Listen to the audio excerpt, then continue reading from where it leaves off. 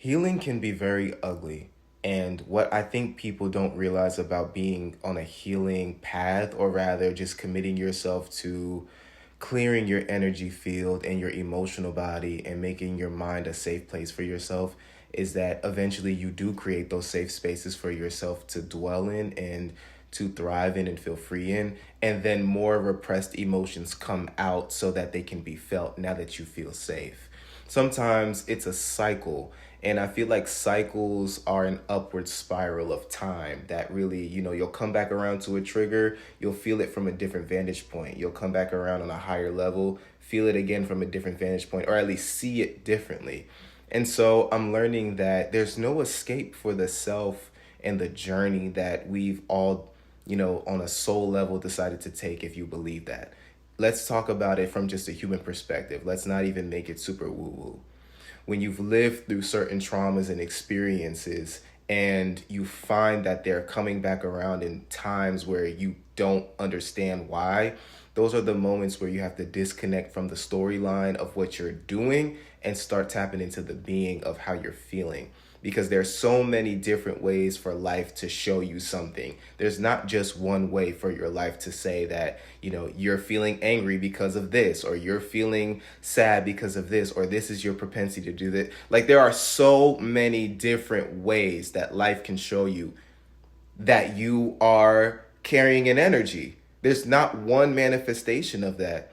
And so I'm learning to really have even more grace, even more poise, and not use hustling or working out or disassociations to block me from the one thing that really can free me, which is feeling how I feel authentically, crying when I need to cry, letting it happen. Because the biggest part I feel like about emotions that a lot of people struggle with, including myself, was fighting the fact that I feel that way at all, or fighting the fact that something happened the way that it happened at all. And the resentment that comes from that, the anguish and the agony and the resistance that can come from the fact that you really didn't want things to happen a certain way, or you didn't want to feel a certain way because of what it may trigger in your own identity. But I'm here to tell you that you can feel free. The more that you go about that journey, the more that you feel, the more comfortable you get with your emotions, especially for my super sensitive people, for my super emotional people.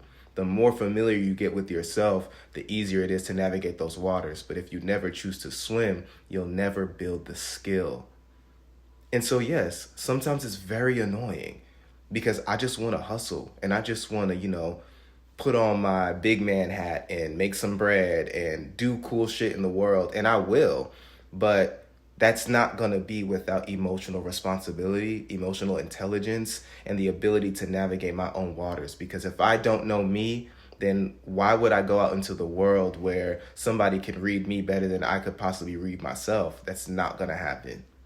So trust yourself, go on those emotional journeys, feel your feelings, and don't let yourself stop you from really tapping into an inner world that is so rich and flavorful and beneficial when you actually have it within your jurisdiction and within your own balance. Trust your life, trust yourself, and let's all trust together that there's a purpose and a rhyme and a reason for the hard things that we went through that don't always make sense.